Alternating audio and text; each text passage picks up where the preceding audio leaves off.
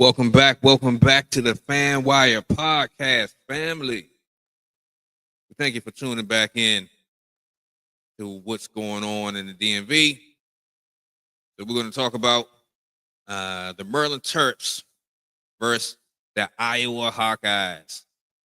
These two teams matched up yesterday, and it was a really, really good women's basketball game. The Maryland Terps are cooking right now. They're kicking butts and taking names. So this is going to be the post breakdown of the action that took place yesterday. The Maryland Terps beat the Iowa Buckeyes 74-66. The Maryland Terps are currently 14-0 and 4-0 in conference play.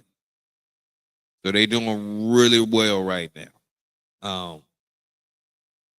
The Iowa Buckeyes are now 12-3 and they're 2-2 in conference play.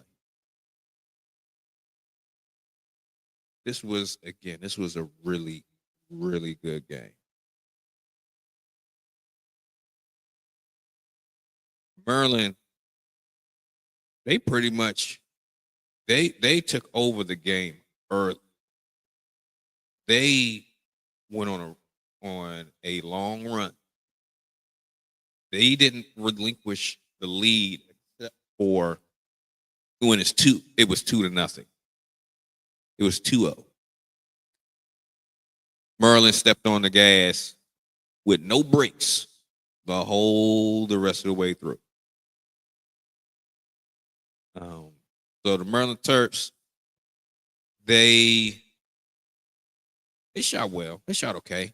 Of course, it could always be better. About 34% from the field. From three-pointers, they shot good. Shot 48%. They shot the lights out. Rebounds, that went to Iowa. They got some big bodies down. So that could become a concern for the Terps when they play bigger, more mobile teams. But we'll just have to see how that goes. It wasn't too far off when it comes with the margins between the rebounds. It was 44-41 total rebounds. But again, if they play bigger, better teams, we're going to have to really, really see if they can get to the boards effectively. The tail of the tape, Maryland, they put the press on Iowa. Iowa had 21 turnovers. Maryland had 14. Typically, the team that loses a turnover battle typically loses the game.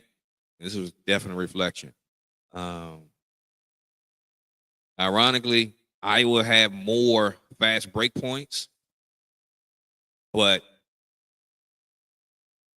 Maryland had more points off turnovers. They ended up with 27 points off turnovers. So they made the best and the most of turning the ball over. But when it comes to scoring the ball in the paint, that has to go to Iowa. They really, really took it to the post players. Iowa's had 30 points in the post, and Maryland Terps had 16 points. So, again, that comes back to the bigger, better teams. If they are more mobile, able to hit the glass, score effectively, they can slow the game down.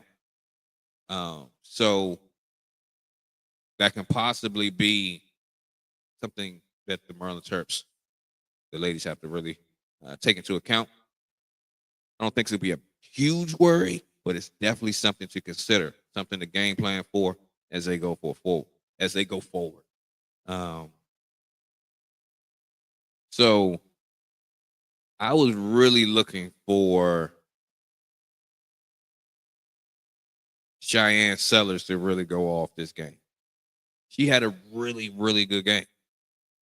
Yeah, 17 points, 4 assists, 6 rebounds. That's a good stat line.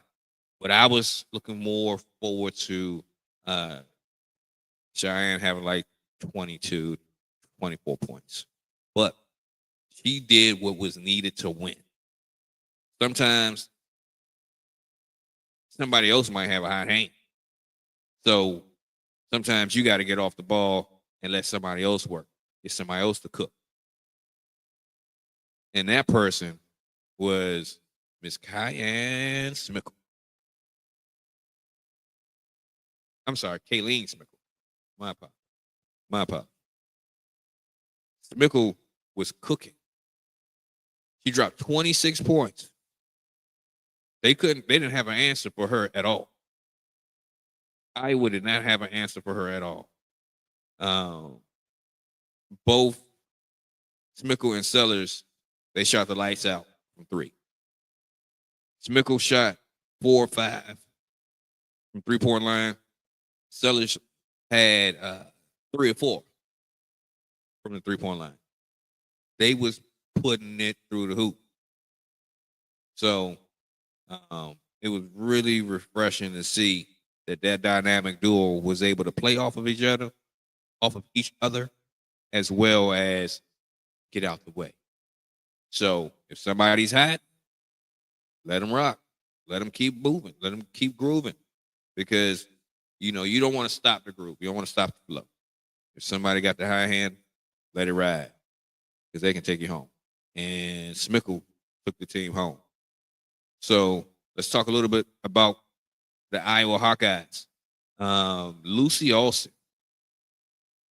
I like her game. She's nice. She got a good mid-range game. She got a nice step back 3. She's tough. She is a transfer from Villanova, where she was actually cooking last year. But that didn't necessarily transfer into quality top flight wins. They were successful last year. They almost won the WBIT championship. But Smickle averaged 20-something points last year. She was the real deal.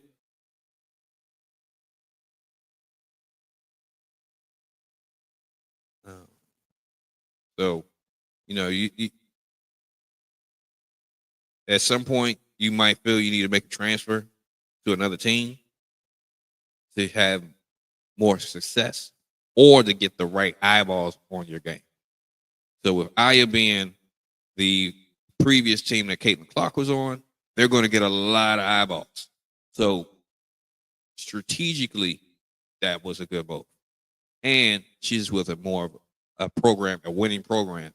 So that's always better for your resume as you go forward.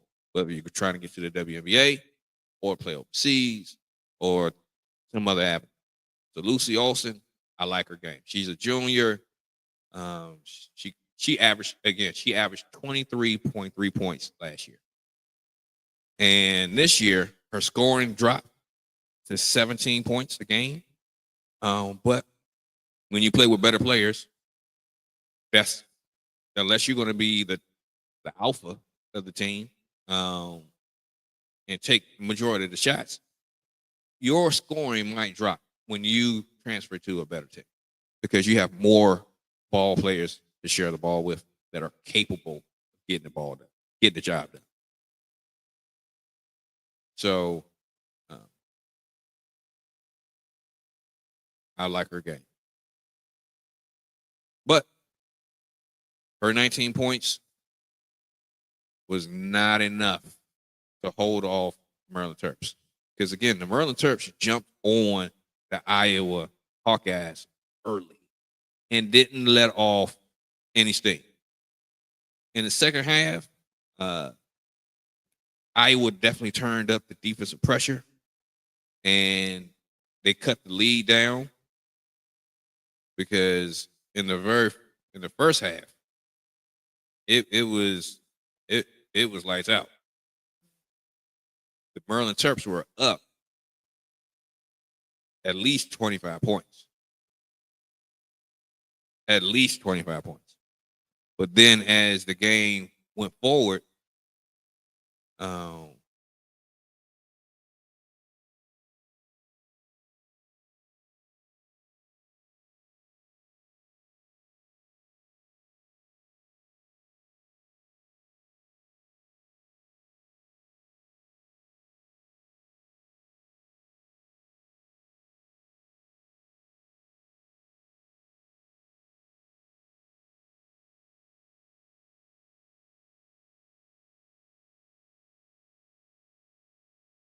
in the fourth quarter. So if Maryland didn't get out to such a huge lead, it could have been a different story. But Maryland did more than enough to get the victory. But what we would like to see from Maryland is that they would when they step on somebody, they don't let them get back up. We are looking for Maryland to step on their neck and keep it moving and keep it going. So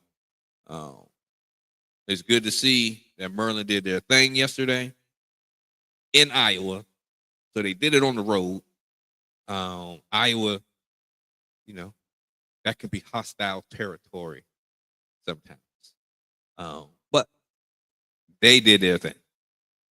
They went out there, secured the victory. They continue to move forward, 14-0. They definitely got some strong games coming. So going forward, Maryland, they have to play some definitely more conference teams and more nationally ranked teams. So Maryland has a tough game ahead on the 8th at home.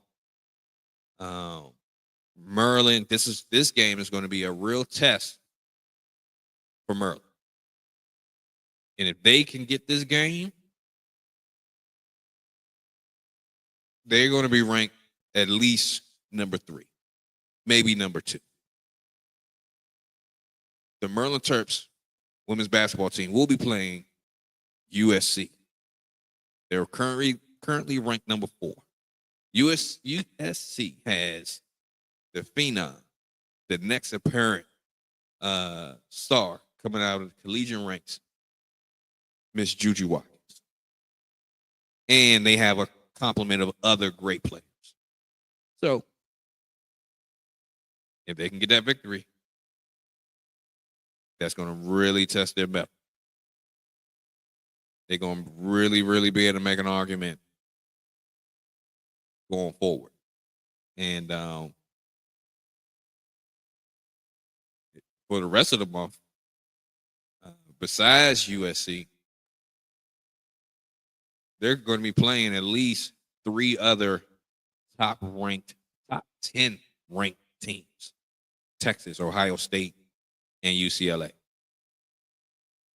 So this is a good stretch. They additionally have 2 other games against Wisconsin and Minnesota, but we'll talk about that at another time. So we'll see what they do. When they play USC, Cheyenne Sellers is really going to have to drop some buckets. Kayleen Smickle is going to have to drop the buckets.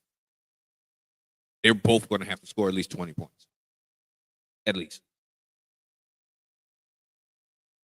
Can they do it? Yes. They just have to figure it out.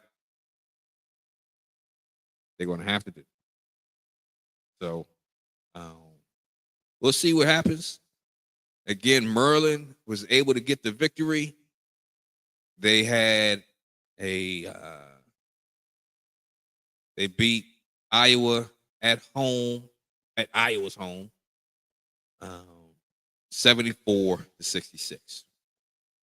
And that concludes our breakdown of the Maryland versus Iowa game. That was yesterday. And we thank you for tuning into the FanWire podcast. Again, my name is Delano.